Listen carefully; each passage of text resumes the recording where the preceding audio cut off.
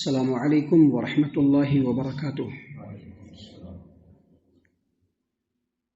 اعوذ باللہ من الشیطان الرجیم، بسم اللہ الرحمن الرحیم۔ وَأَنْ أَقِمْ وَجْهَكَ لِلدِّينِ حَنِيفًا وَلَا تَكُونَنَّ مِنَ الْمُشْرِكِينَ وَلَا تَدْعُ مِن دُونِ اللَّهِ مَا لَا يَنفَعُكَ وَلَا يَضُرُّكَ فَإِنْ فَعَلْتَ فَإِنَّكَ إِذًا مِنَ الظَّالِمِينَ وَإِنْ يَمْسَسْكَ اللَّهُ بِضُرٍّ فَلَا كَاشِفَ لَهُ إِلَّا هُوَ وَإِنْ يُرِدْكَ بِخَيْرٍ فَلَا رَادَّ لِفَضْلِهِ يُصِيبُ بِهِ مَن يَشَاءُ مِنْ عِبَادِهِ وَهُوَ الْغَفُورُ الرَّحِيمُ۔ محترم سامعین کرام، سورہ یونس سورہ نمبر 10 اور اسی صورت سے بھی آپ کے سامنے آیت نمبر 105، 106، 107 یہ 3 آیات آپ کے سامنے تلاوت کی گئی۔ محترم سامعین کرام، ان 3 آیتوں کے اندر اللہ تبارک و تعالیٰ نے انسانوں کی ہدایت کے لیے 3 اصول بیان فرمائے ہیں، اور ساتھ ہی ساتھ انہی آیتوں میں اللہ تبارک و تعالیٰ نے شرک کی آسان اور عام فہم دلائل کی روشنی میں اس کی تردید فرمائی ہے کہ شرک بالکل جرم عظیم ہے، ظلم عظیم ہے، بہت بڑا گناہ ہے اور حرام ہے۔ محترم سامعین کرام، ان تینوں آیتوں کے اندر آپ دیکھیں گے تو ان تینوں آیتوں میں اللہ تبارک و تعالیٰ نے اپنے پیارے رسول صلی اللہ علیہ وسلم کو مخاطب فرمایا ہے۔ دیکھیے، پہلی آیت کریمہ اللہ نے فرمایا وَأَنْ أَقِمْ وَجْهَكَ لِلدِّينِ حَنِيفًا وَلَا تَكُونَنَّ مِنَ الْمُشْرِكِينَ۔ نبی صلی اللہ علیہ وسلم نے فرمایا کہ مجھ کو یہ بھی حکم دیا گیا ہے کہ آپ اس دین حنیف جس کو اللہ تبارک و تعالیٰ نے نازل فرمایا ہے، اس دین کی طرف یکسو ہو کر کے اپنا رخ اس کی طرف پھیر لیجئے، وَلَا تَكُونَنَّ مِنَ الْمُشْرِكِينَ، اور مشرکوں میں سے مت ہو جائیے۔ تو آپ دیکھیے کہ نبی صلی اللہ علیہ وسلم کو مخاطب کیا گیا ہے، لیکن اصل بات یہ ہے کہ اس آیت اور اس کے بعد جو 2 آیات ہیں، ان کے جو مخاطبین ہیں وہ عام انسان اور خاص طور سے مسلمان، عام انسان اور خاص طور سے مسلمان۔ ایسا کیوں؟ ایسا اس لیے کہ پیارے رسول صلی اللہ علیہ وسلم کو جب نبی بنا کر کے اللہ تبارک و تعالیٰ نے اس روئے زمین پر مبعوث فرمایا تو آپ صلی اللہ علیہ وسلم کے دعوت کا آغاز ہی شرک کی تردید سے ہوا اور توحید سے ہوا۔ آپ صلی اللہ علیہ وسلم کے نبی بننے سے پہلے کی جو زندگی ہے، جو آپ صلی اللہ علیہ وسلم کی زندگی گزری نبی بننے سے پہلے، اس کے اوپر بھی جب ہم غور و فکر کرتے ہیں تو ہمیں پتہ چلتا ہے کہ نبی صلی اللہ علیہ وسلم کی نبی بننے سے پہلے والی جو زندگی ہے، نبوت کی پہلی جو زندگی ہے، نبوت سے پہلے والی زندگی، وہ بھی شرک سے بالکل مبرہ اور پاک صاف ہے۔ لہذا ان آیتوں میں اگرچہ مخاطب نبی اکرم صلی اللہ علیہ وسلم ہے، لیکن اصل میں مخاطب عام انسان اور خاص طور سے مسلمان ہے۔ یہاں پر نبی صلی اللہ علیہ وسلم کو مخاطب کیوں کیا گیا؟ تو نبی صلی اللہ علیہ وسلم کو مخاطب اس لیے فرمایا گیا کہ اس سے مزید تاکید پیدا ہوگی کہ جو باتیں بتلائی جا رہی ہے اس پر عمل کرنا، اور جن باتوں سے روکا جا رہا ہے اس سے رکنا مسلمان کے لیے بالکل ضروری ہے۔ دیکھیے، اللہ تبارک و تعالیٰ نے فرمایا وَأَنْ أَقِمْ وَجْهَكَ لِلدِّينِ حَنِيفًا، اور مجھے یہ حکم دیا گیا ہے کہ آپ اپنے رخ کو دین قیم کی طرف، دین حنیف کی طرف یکسو ہو کر کے، ہر طرف سے کٹ کر کے بالکل اپنے رخ کو دین کی طرف کر لیجئے، دین قیم کی طرف۔ وَلَا تَكُونَنَّ مِنَ الْمُشْرِكِينَ، اور مشرکوں میں سے مت ہو جائیے۔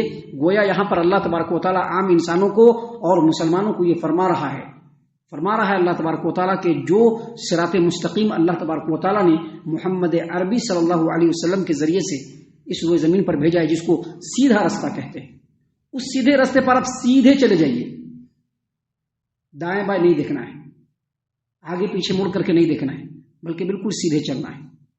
دوسری ہدایت اور دوسری بات یہ بتلائی جا رہی ہے کہ بالکل یکسو ہو کر کے چلنا ہے۔ یکسو ہو کر کے چلنا ہے کیا مطلب یہ کہ خاندانی، مذہبی، خاندانی اور قبیلے والی جو تعصبات ہوتا ہے کہ یہ ہمارا خاندان، یہ ہمارا قبیلہ، اسی طرح سے مذہبی تعصبات، یہ ہمارا مسلک، وہ ہمارا مسلک، اور ادھر ادھر کے جو نظریات ہیں، ان تمام چیزوں سے کٹ کر کے خالص اس صراط مستقیم پر چلتے چلا جانا ہے۔ یہی اللہ تبارک و تعالیٰ نے حکم دیا، اور اللہ نے آخر میں کیا کہا؟ وَلَا تَكُونَنَّ مِنَ الْمُشْرِكِينَ، اور آپ مشرکوں میں سے بھی مت ہو جائیے۔ کیا مطلب جب آپ صراط مستقیم پر چلیے تو خالص صراط مستقیم پر چلیے، شرکیہ معاملات، رسم و رواج اور شرکیہ کردار و اعمال سے بالکل اپنے آپ کو پاک صاف کر کے آپ اللہ تبارک و تعالیٰ کے صراط مستقیم پر چلتے چلے جائیے. یہ 3 ہدایتیں اللہ تبارک و تعالیٰ نے پہلی آیت کریمہ میں بیان فرمائی. اللہ نے فرمایا نبی صلی اللہ علیہ وسلم کو مخاطب کرتے ہوئے کہ وَأَنْ أَقِمْ وَجْهَكَ لِلدِّينِ حَنِيفًا، اور مجھے یہ حکم دیا گیا ہے کہ اے محمد صلی اللہ علیہ وسلم آپ اپنے رخ کو دین حنیف کی طرف یکسو ہو کر کے بالکل کر لیجئے اور مشرکوں میں سے مت ہو جائیے. وَلَا تَكُونَنَّ مِنَ الْمُشْرِكِينَ. سامعین کرام، اس کے بعد جو آگے کی جو 2 آیتیں ہیں اس میں اللہ تبارک و تعالیٰ نے شرک کی بھرپور تردید فرمائی ہے بالکل عام فہم انداز میں.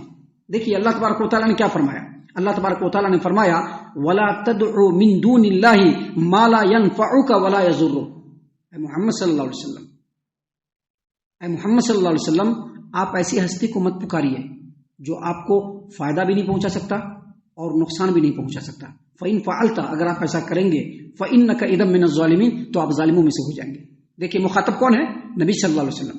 لیکن یہ نبی صلی اللہ علیہ وسلم کو خطاب نہیں کیا گیا ہے، مسلمانوں کو خطاب کیا گیا ہے، عام انسانوں کو خطاب کیا گیا ہے. اور کیا کہا گیا کہ آپ ایسی ہستی کو مت پکاریے جو نہ آپ کو فائدہ پہنچا سکتا ہو اور نہ نقصان پہنچا سکتا ہو. اگر آپ ایسا کریں گے تو آپ ظالموں میں سے ہو جائیں گے.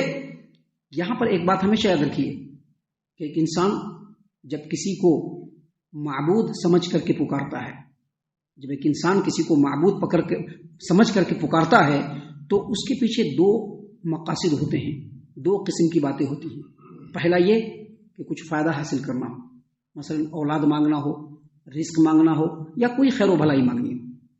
اور ایک انسان جب کسی کو پکارتا ہے تو اس کے پیچھے جو دوسرا مقصد ہوتا ہے وہ یہ کہ کسی نقصان اور تکلیف سے بچنا، جس کو دینی اصطلاح میں دفع مضرت اور جلب منفعت کہتے ہیں، اور جس کو عام فہم انداز میں کہتے ہیں حاجت روائی اور مشکل کشائی.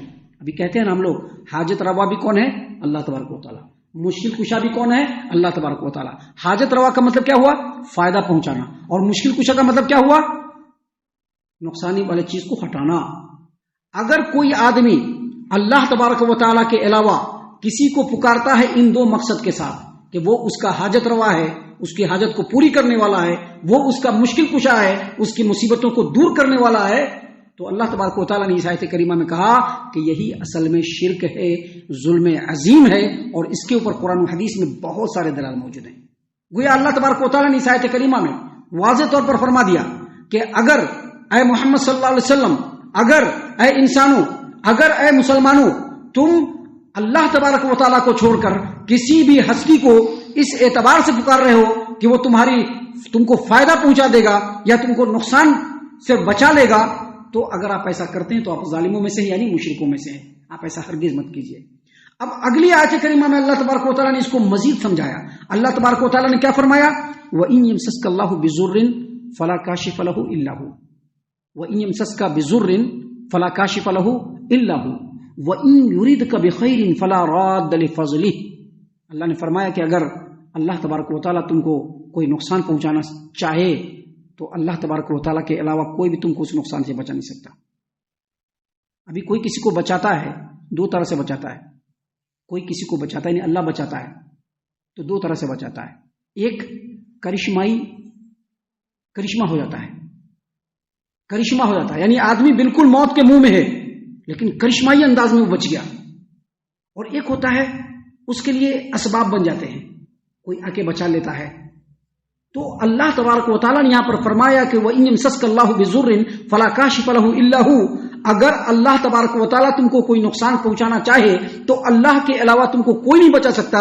وَإِن يُرِدْكَ بِخَيْرٍ، اور اگر اللہ تبارک و تعالیٰ تم کو فائدہ پہنچانا چاہے فَلَا رَادَّ لِفَضْلِهِ، تو اللہ کے فضل کو کوئی روک نہیں سکتا.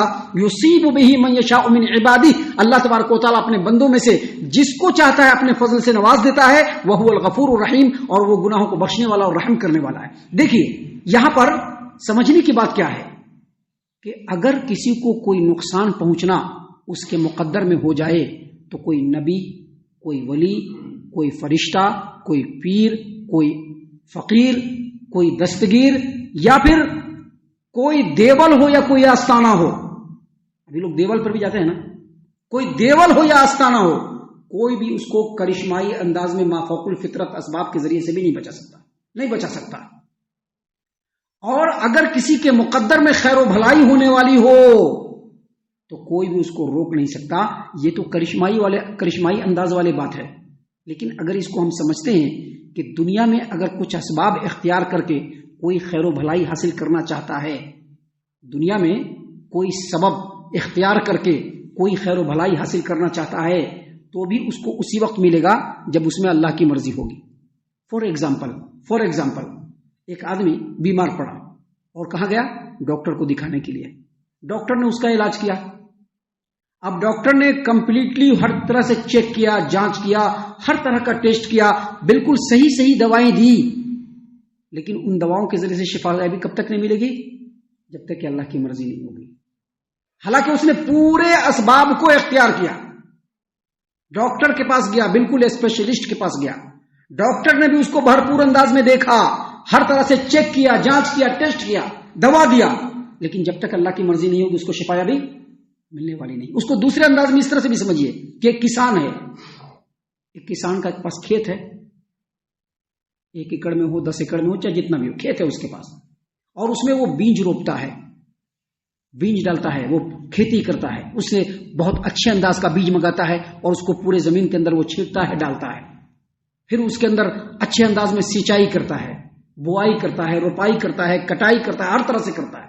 پورے طور پر اس کی آبیاری کرتا ہے، ہر طرح سے اس کی نگہبانی کرتا ہے. لیکن وہ پھل پکنے کے بعد اس کو ملے گا یا نہیں ملے گا، یا کم ملے گا یا زیادہ ملے گا، اس کا فیصلہ کرنے والا اللہ تبارک و تعالیٰ ہے. یہ وہ دلیل ہے عام فہم جس سے شرک کی جڑ کٹ جاتی ہے.